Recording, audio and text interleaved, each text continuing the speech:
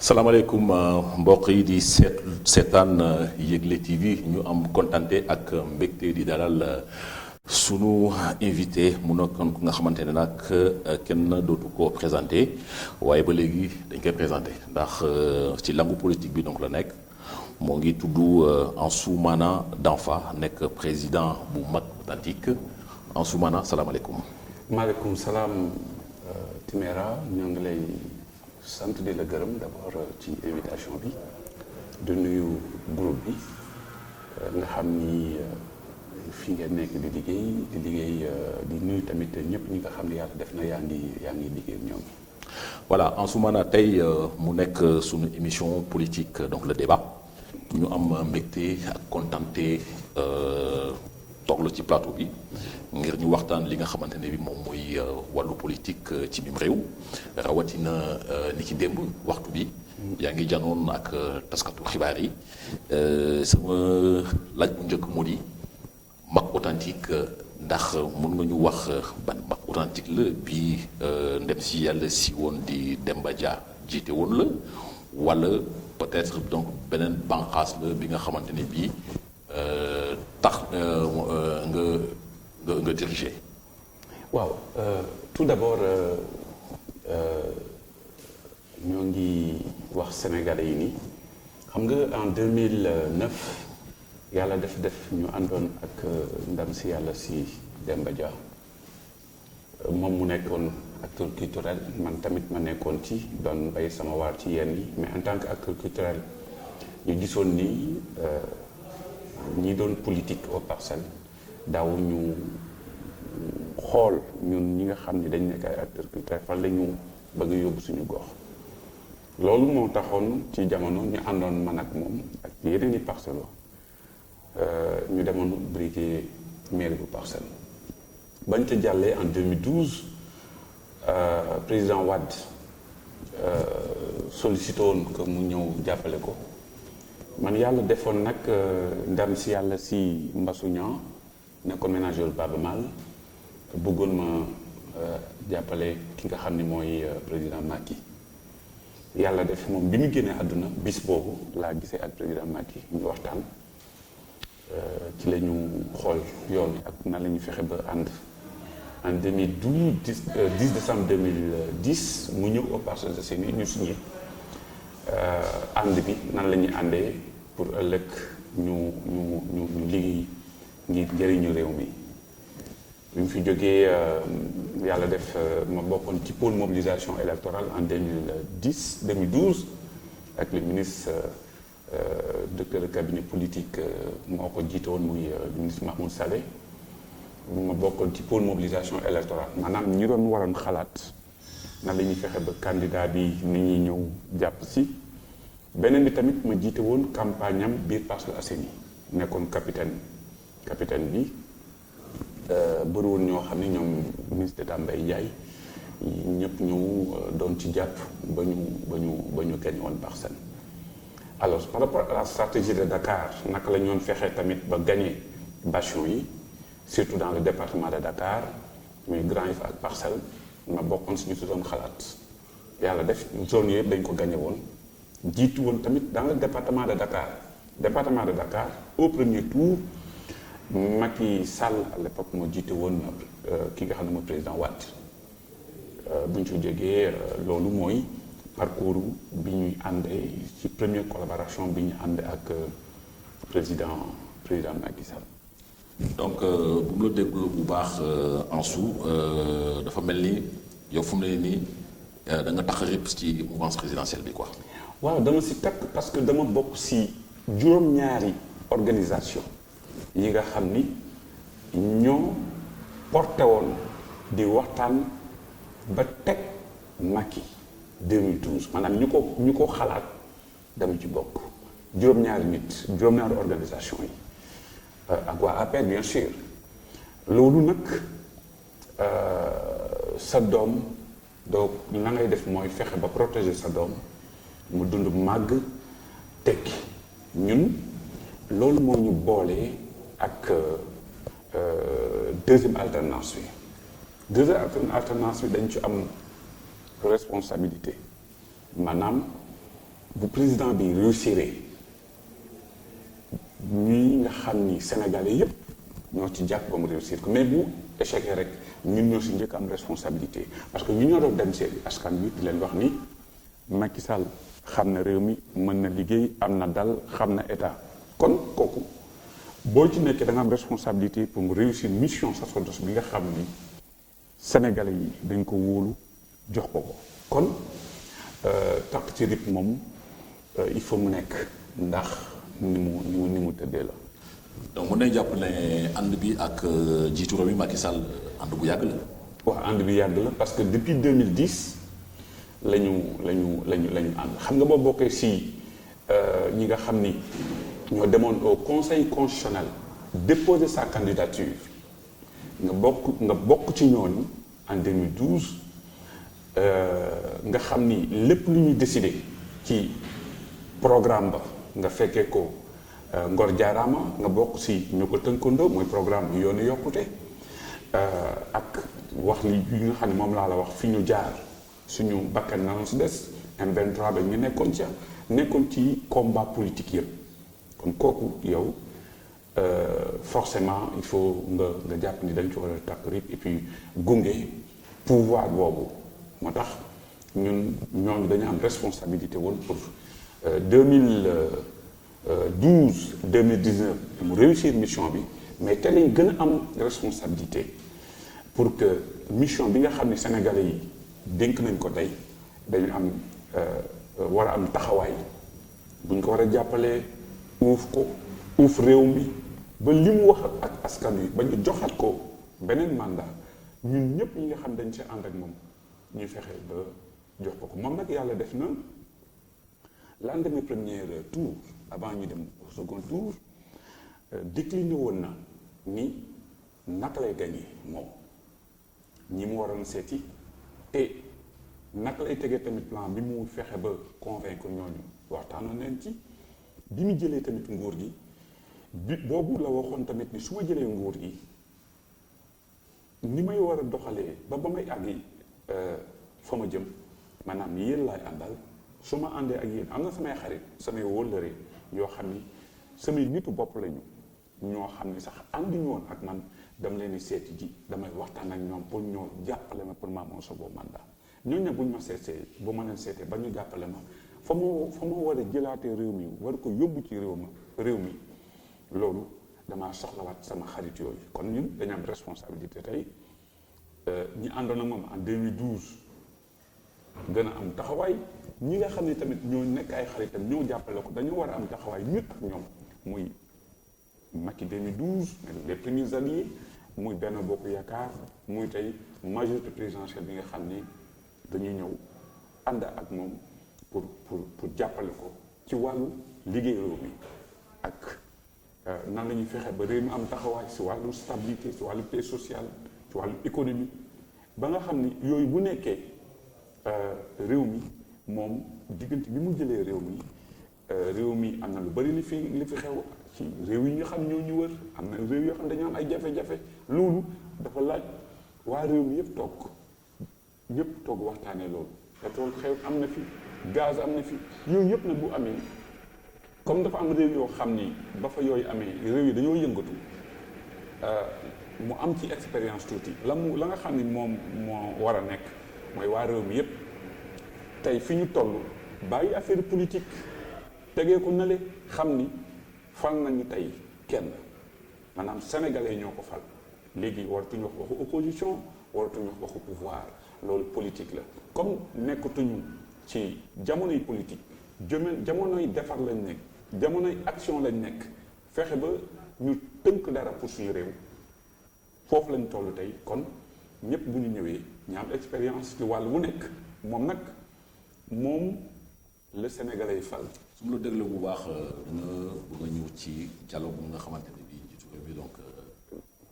woote na ko. parce que juste bu ñu ko falee def na benn déclaration nee na dina woo ñëpp bu ko jaree sax am na ay njiitu réew yi fii ko njëkkoon fii kii di Abdou Diouf ak Abdoulaye Wade dina leen boole ci mbir mi donc su ma la dégloo bu baax dafa mel ni donc ci loolu nga jëm. waaw ci loolu la ñuy jëm ndax raison yi dafa bari bu njiitu bi gis nañu ni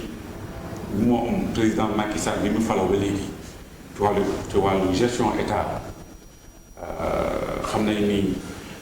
ci tamit defar diggante yi moo ngi waxtaan souvent ak président Abdou Diouf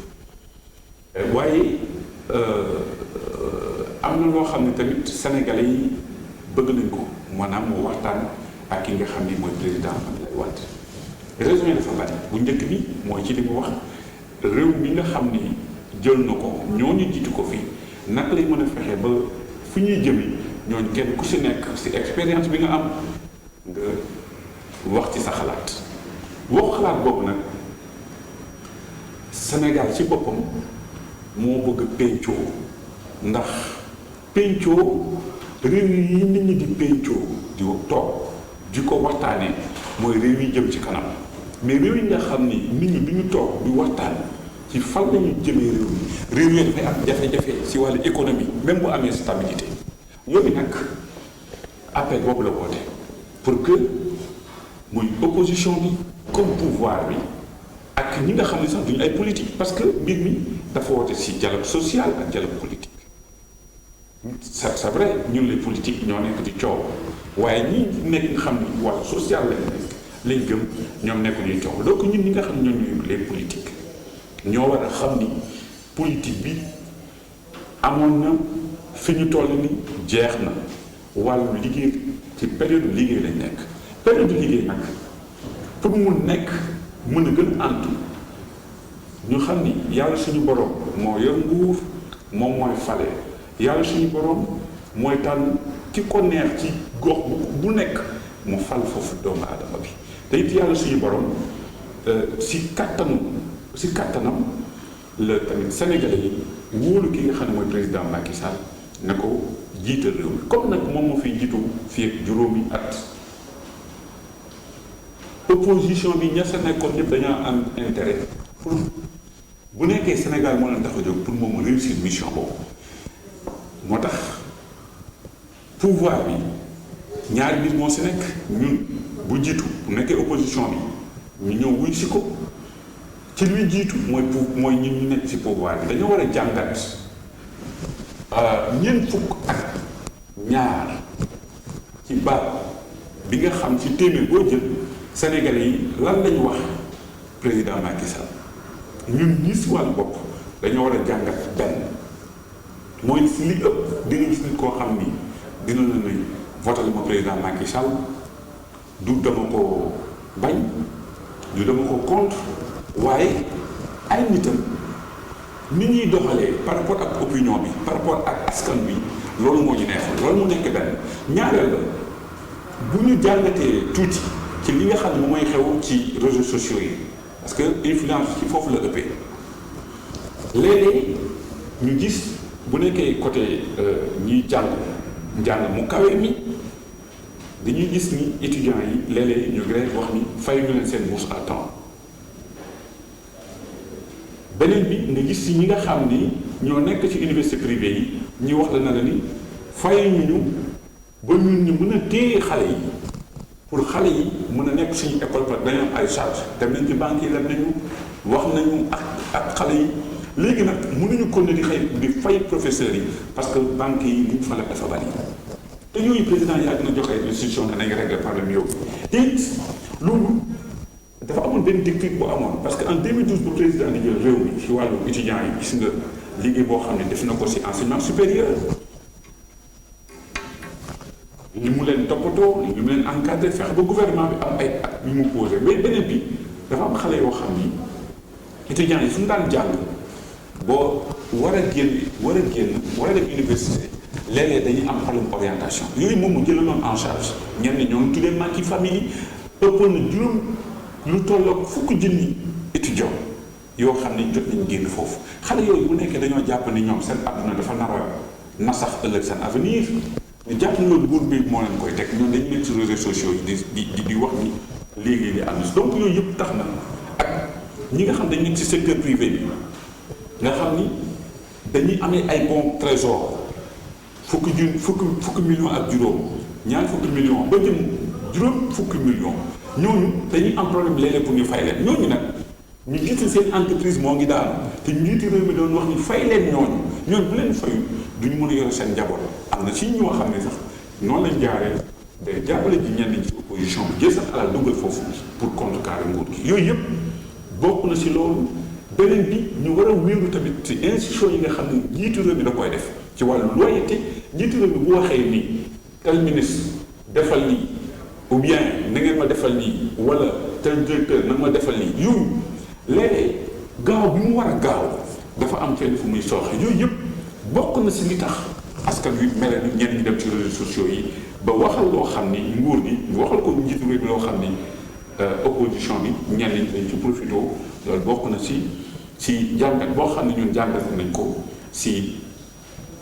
ñeent fukk ak ñaar ci téeméer boo jël ñoo xam ni yàlla def na voté lu ñu lekk nga xam ne mooy président Macky Sall. voilà pour ñu jeexal waxu dialogue bi est-ce que yow gannaaw da nga ànd ak président Macky Sall wax nga ko nga ne ko ànd bi yàgg na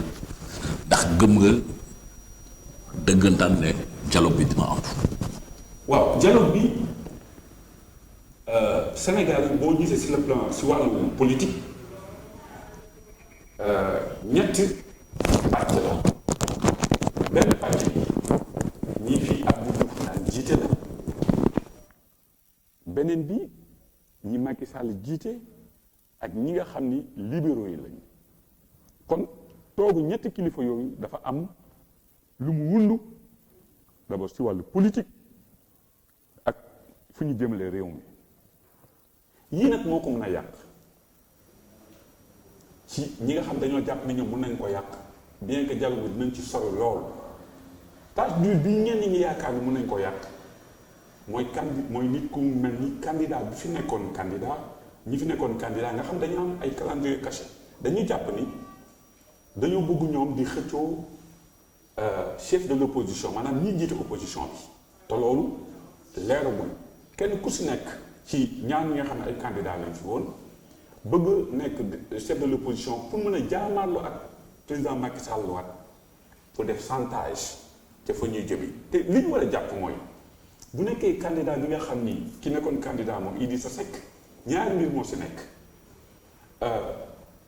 li mu am ci voix benn bi ci wàllu Touba ñëpp xam nañu ni benn bi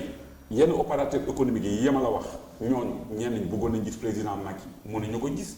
ñu braqué wu dem ànd ak moom beneen bi Pape Diop ak Bougane Gueye Dany am na électorat bi ñu am ak Touba ci côté Mbacké bi loolu leer lu ñu xam la ñun boo ñëwee à Thiès Cheikh Hadjibou Soumaré am na fa dara Bougane am fa dara Pape Diop am fa dara boo ñëwee Ndakaaru Khalifa Sall moo fi am lu bari ak PDS ak Pape Diop mu fexe moom ba ci montant bi consigne bi Abdoulaye Wade joxoon am na waa PDS yoo xam ne topp ñu ko si ñooñu ñëw fekk si ko loolu moo tax mu am boobu électorat loolu tax na ñun ñoo ngi waxtaan ak ñi nga xam ni ñoo nekk ci moom porté woon sa candidature parce que du seen leader bokkuñu réew mi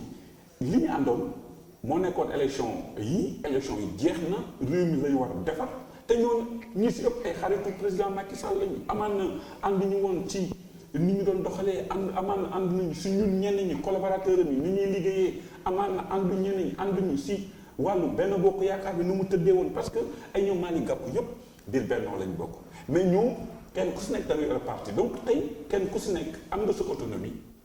pour que bu njiitu réew mu wootee ci wàllu dialogue ñu wuy ji waxtaan ak moom parce que bu dul woon ñooñu ñëpp xam nañ ni il se pourrait même que du am 10% parce que ñun xam nañu si wàllu en terme électoral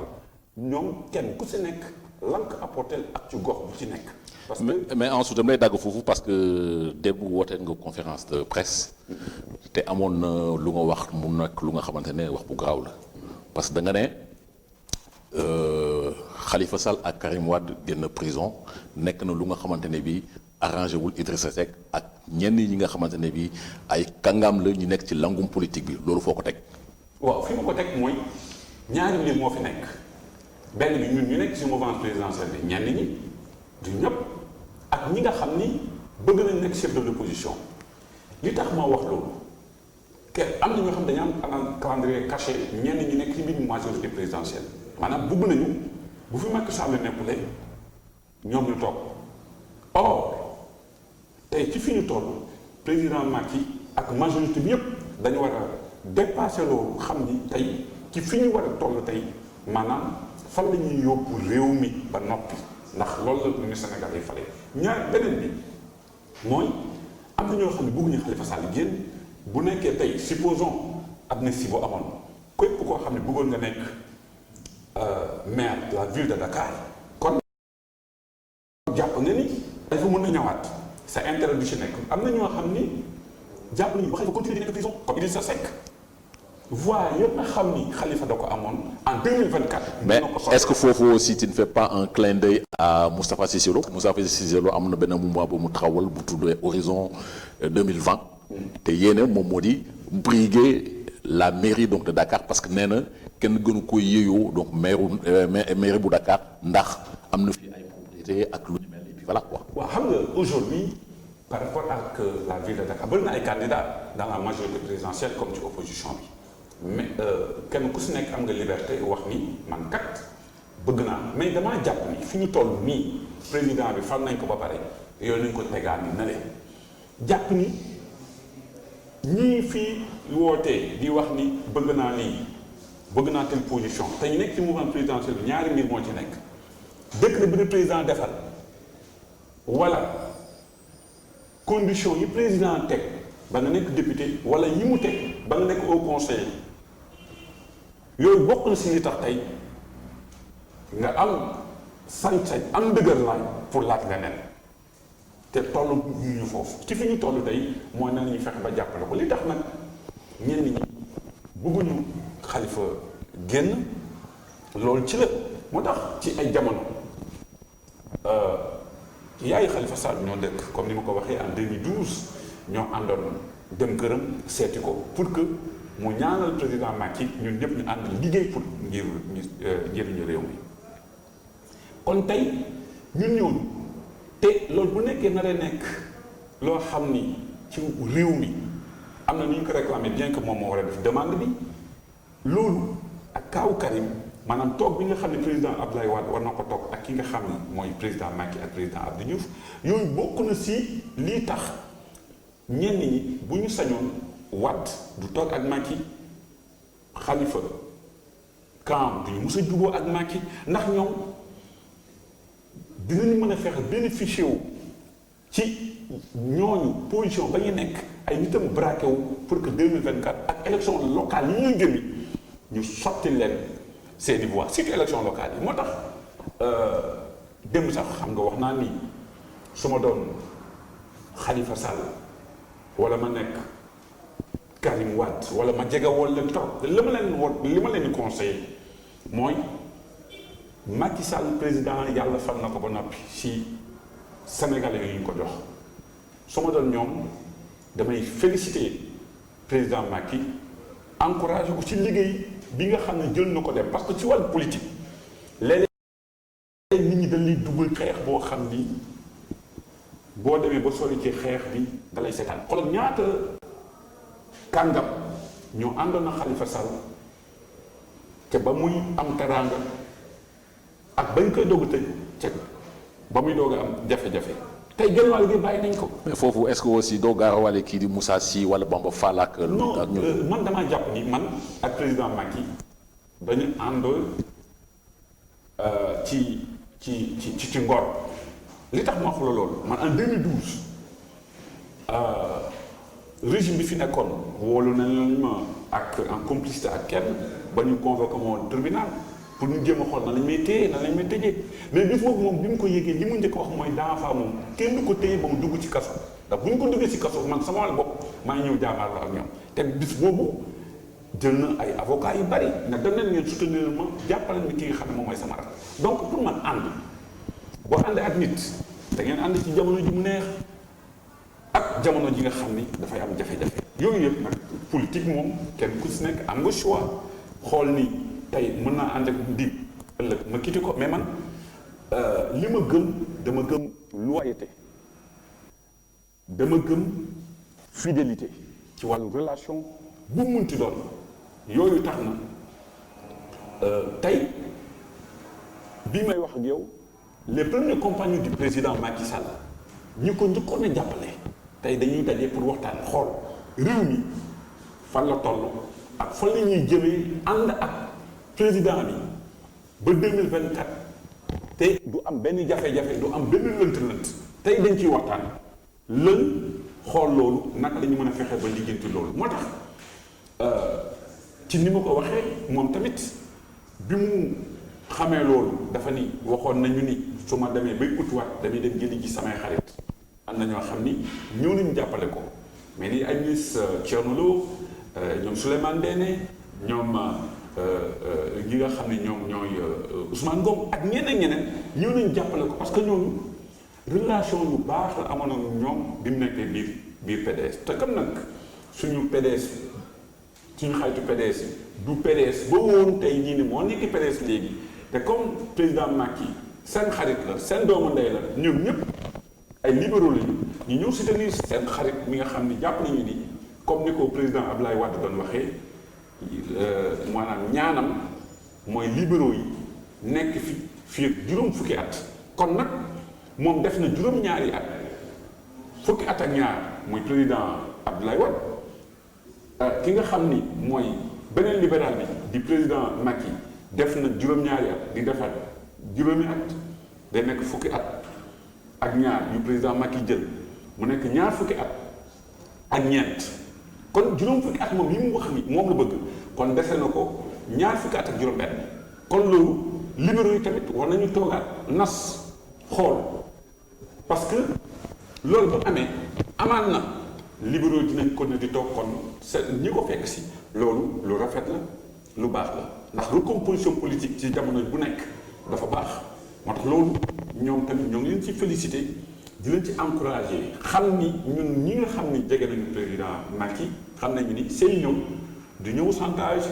seen ñëw du ñëw tamit pour ñu après mu jox leen dara dañoo ñëw pour jàppale ko pour que ni réew mi nga xam ne Sénégal ñun ñoom ñoo ko bokk te président Macky nekk seen frère naka la ñu mën a fexee ba jàppale ko moom mi nga xam ne suñu borom moom la jiital pour ñu jëm ci kanam te xam nga ni comme ni ñu koy waxee wax dëgg yàlla libéraux yi c'est des gens qui sont généreux c'est des gens qui sont ouverts moo tax yooyu yu baax la pour réew mi. voilà Ansou ñu desandi ba léegi ci wàllu politique rawatina gox bi nga xamante ne foofu nga bàyyeekoo di Parcelles Assainies comme nu nga ko xamee at bi muy 2019 mois de décembre bu soobee yàlla dañuy dëgmal lii di élection locale ndax waa mag dañ samp seen dënd pour utali li nga xamante ne moom moo di mairie Parcelles Assainies. waaw mag dina samp ndëndam pour parcelle bu dul parcelle sax dañuy samp ndënd pour feneen parce que 2014 dañu amoon liste ay mu neex ak ñi nga xam ne ñoo àndoon ak président Macky au premier tour ak yi xaritam ñu defoon liste am conseil bari léegi nag li nga xam ne moo ci nekk mooy 2012 président Macky man partage nga def moo gën a ko Parcelles Assainies man naa jiital comité électoral ba yàlla ñu gagné woon au premier tour PDS bi nga xam ni depuis 86 96 PDS musul perte Parcelles Assainies ñun ñu gagné woon leen foofu alors te la ma waxoon président Macky suñu gagné woon au premier tour bu jëm am ñu jiite ñu gagné élection locale yi dañoo ànd woon mais bu ñu àndoon dañuy gagné taxaw Dakar ndax temps bi ñu waroon am pour liggéey ñun ñu nekk ci majorité bi temps jote lañ ko nekkoon mais léegi dépassé nañ loolu te période boobu damay rappelé ni sama frère Moussa Sy mu nekkoon côté Wade ak moyens yi Wade amoon yëpp ñu demoon ko demoon yu wóor yu leer képp lañ ko dëral ko Parcelles gañ au premier léegi local yi passé majorité bi surtout ñu woon ñu demal suñu bopp am dara naan 2019 mag authentique dafa soutenir jàppale secrétaire général président bu mag bu APR jàppale APR pour mu nekk suñu candidat ci élection présidentielle législative ñu campagnal Benno Bokk Yaakaar APR jiite ko mais jàpp naa ni Parcelles Assainies quand même ci ñu toll tey APR dañu war a delloo naar ba xoromam maanaam sa xarit bu lay jàppale mu nga am jafe-jafe mu xeexal la nga am jafe-jafe ba tey ñu génn ñun ñëpp ci jafe-jafe boobu tey dañu war a jàppale seen xarit waa Mak Authentique ñoom bu ñu jàppalee Mak Authentique benn bokk yaakaar jàppale ma nekk seen candidat ak majorité présidentielle bi bu boobaa mbir mi dafay yomb ndax foofu la ñu toll tey mënuñu woon jiite comité électoral bu Parcelles gagné saa yu ñu àndee ñu gagné saa yu ñu àndulee ñu ñàkk kon tey dañu am responsabilité ak engagement pour jàppale ñu jàpp tamit ni même loolu ak ñu mënti tëddee dinañu continuer suñu fidélité suñu loyauté ci ki nga xam ni moo jiite majorité bi yépp mooy président Macky ci mais li ngay wax ni est-ce que quelque part du indi benn genre dilemme lu tubaab di wax dilemme cornélien du moment que Moussa Sy benn instant taxawu Dakar la newoon ak Khalifa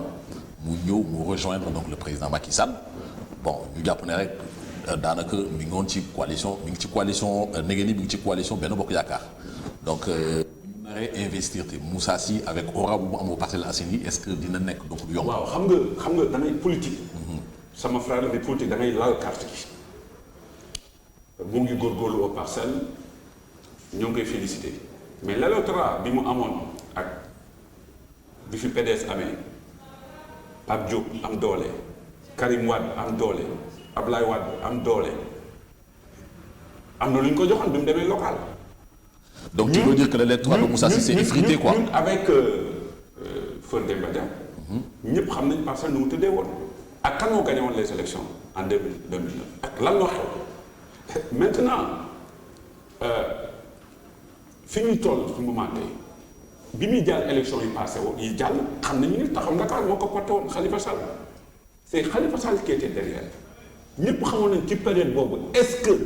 moom kese bu demaloon benn bokk yaakaar du ko gagné loolu tamit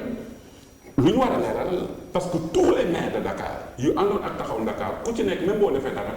la tax nga gagné du yow Khalifa Sall moo taxoon nga gagné ñoom ñëpp je pense que reconnaître war nañu xam loolu te reconnaître nañ loolu maintenant est-ce que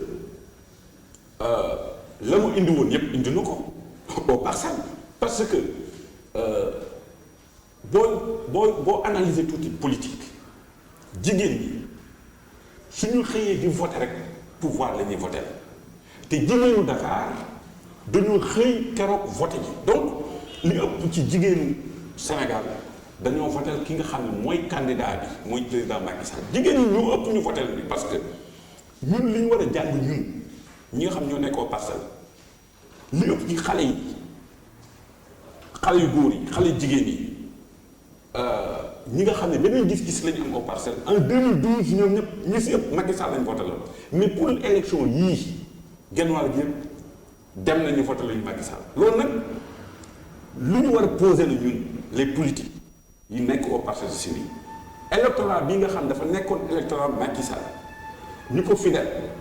ñi nga xam ni man jëloon naa leen yóbbu leen ci Macky Sall genn wàll gi élection yii dañu contre Macky te lan ñu wax mooy ñëw ba mu ñëw moo tax foot bu ànd ak ñun donc dañu war a analyser loolu est-ce que loolu suñ ko naree continuer majorité bi est-ce que du wàññeeku parce que li ñu war a xam mooy plus de 50% au Parcelles Assainies dañu voté opposition bi loolu dañ ko war a jàngat or en 2012 bi ñuy dem dans le cadre de Benno Bokk Yaakaar on avait plus de 60% de l'électorat qui était en phase avec le président Macky et aujourd'hui on n'a pas plus de 50%. Or ci diggante bi taux bi yokku na la première dame ñëw na Parcelles dimbali na wax na ak délégué de quartier yëpp wax ak imam yëpp wax ak groupement yëpp xaritu Macky bu mer bu ne mu woo la wala mu dem sa kër si suuf lu kenn yëgul loolu nag dafa valable pour région de Dakar yëpp kon yooyu ak ba ci biir daje bi mu daan daje mbaras yi mu daan gis yëpp yooyu yëpp dafa am influence lu mu influencé si suñu biir kër yi parce que yooyu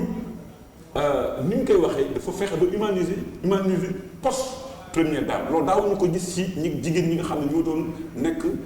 jigéen soxna njiitu réew mi te loolu am na Sénégal loolu nag dafa wone jigéenu Sénégal ni dañu ànd ak ki nga xam ni mooy njiitu réew mi waaye am na loo xam ni soxnaam joué na ko si boo demee Pikine boo demee Guédiawaye boo demee Parcelles Grand Yoff ci surtout bastion yi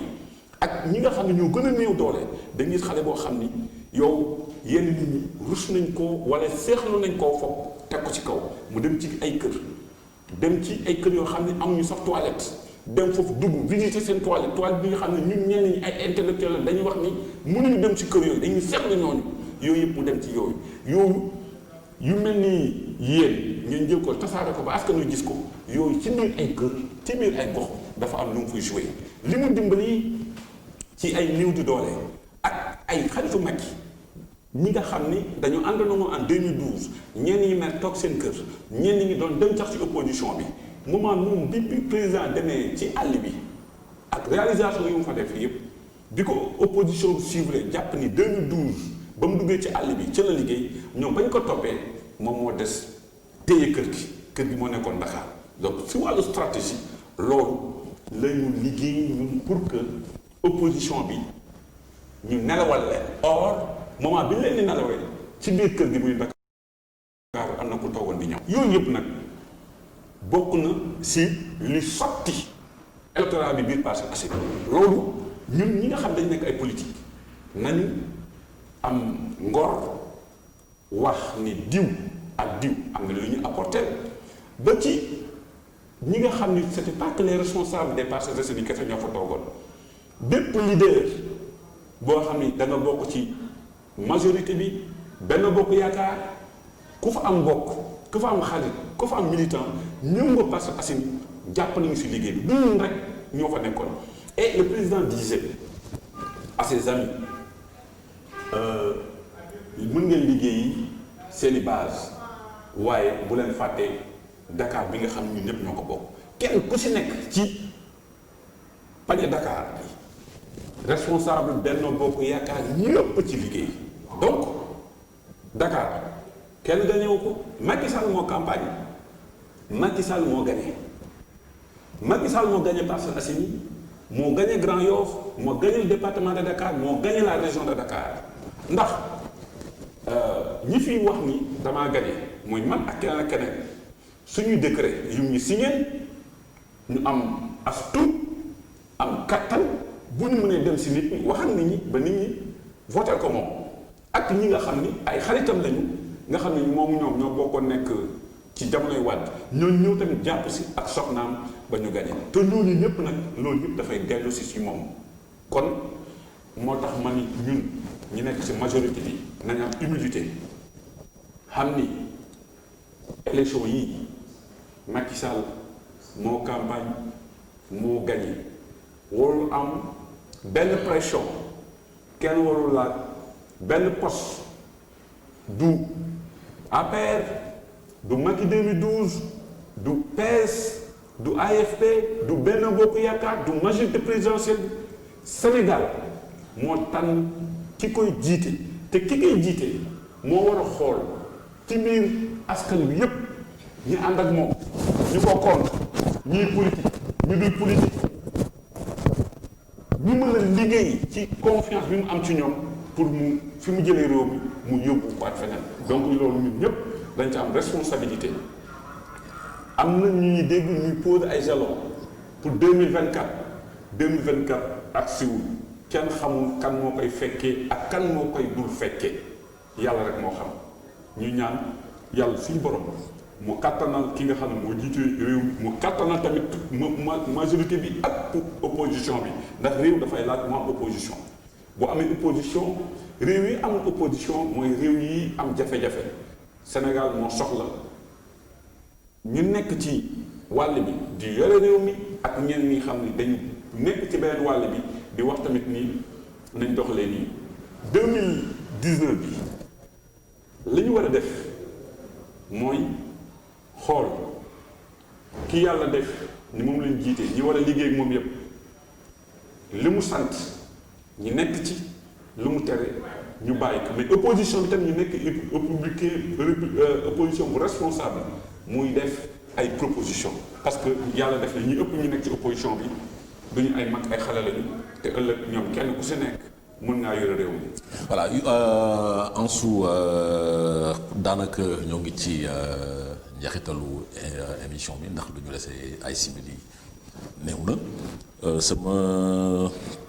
dernière question wala balaa may dugg si dernière question bi su ma la déglu bu baax nag ma bëgg wax ni donc ab réew dafa war a am ñi nga xamante ne donc ñu yor nguur bi donc ñu gouverner donc ñi nekk ci opposition bi donc ñoo opposé mais lan yëpp donc ñu teg ko ci yoon su ma la déglu bu baax léegi fu mu toll nii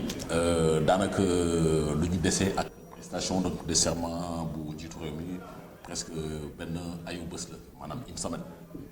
bon en tant que responsable politique wala sax acteur politique lan nga mën a xaarandi ci prestation bi après prestation bi aussi li nga xamante ne moom moo di attelage gouvernemental bu bees bu muy teg donc ban jàngat nga ci am ak lan nga ci mën a wax par rapport à tout ce que lu lépp lu nga xamante ne bi donc wax nga ko rek pour que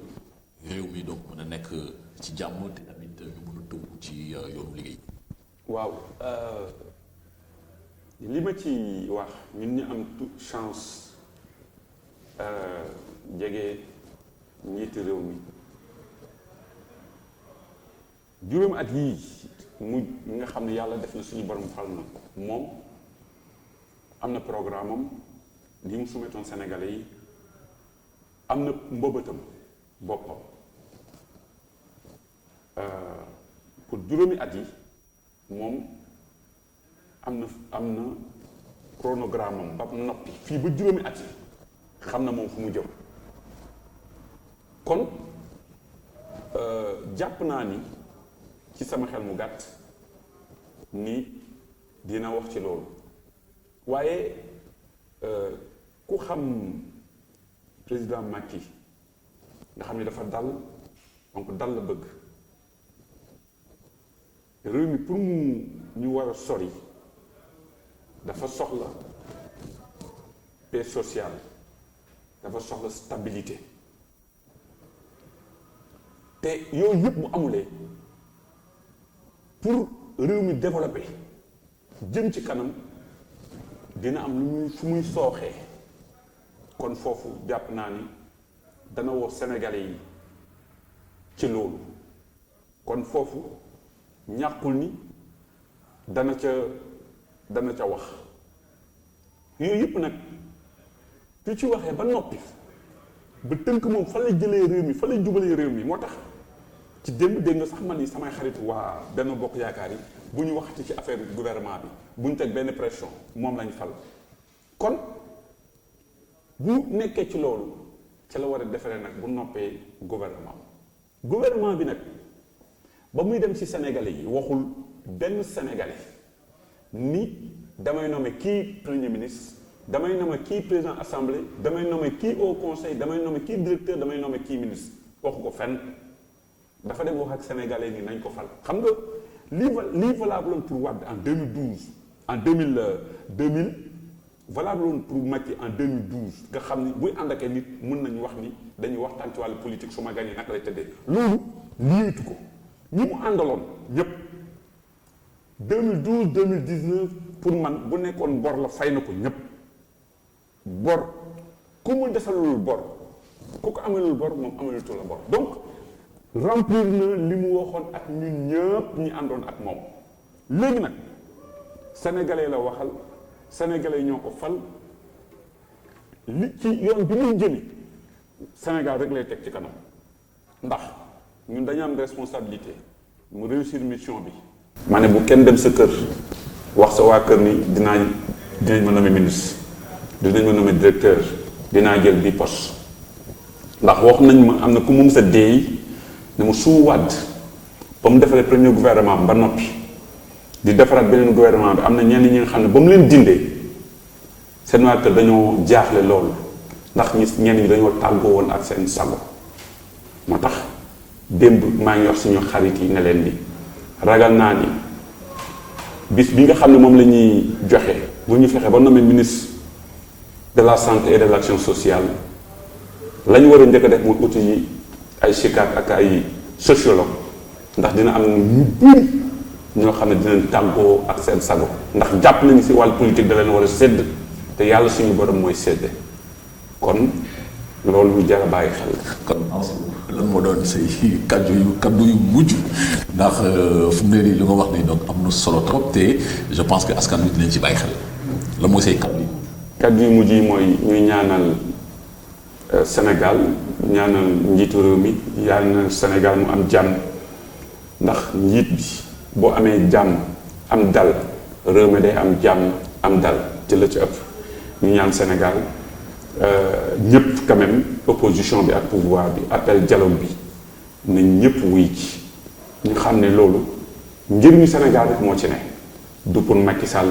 du pour majorité bi intérêt Sénégal moo ci lalu ak bëgg-bëgg bi Sénégalais yi bëgg nit ñi toog ndax Sénégal jàmm rek fi xaj ñun ñëpp ay mbokk lañu opposition bi ak pouvoir ñi am nañ fi soxna ñenn ñi ay famille lañu ñenn ñi bu ñu waxee ci plateau yi ba pare guddi gi ñooy bokk añandoo wala ñu reerandoo kon nit ñëpp tuuti ñu xam ni Sénégal moom kenn mënu ko xar ñaar Sénégal benn bopp la. jërëjëf Ansou jërëjëf mbokk yi ñu doon seetaan ci Yegle TV ñu am mbégte ak contentement dalal tey kii di Ansoumana Danfa jiite mag authentique fii ci Sénégal nekk fi nga xamante ne moom moo di Parcelles Assainies moom la ñu dalal tey si ngoon sunu émission donc le débat mbokk yi donc di leen ñaanal jàmm donc di leen tàggu ba beneen yoon ak beneen invité bu soobee yàlla incha allah jërëjëf.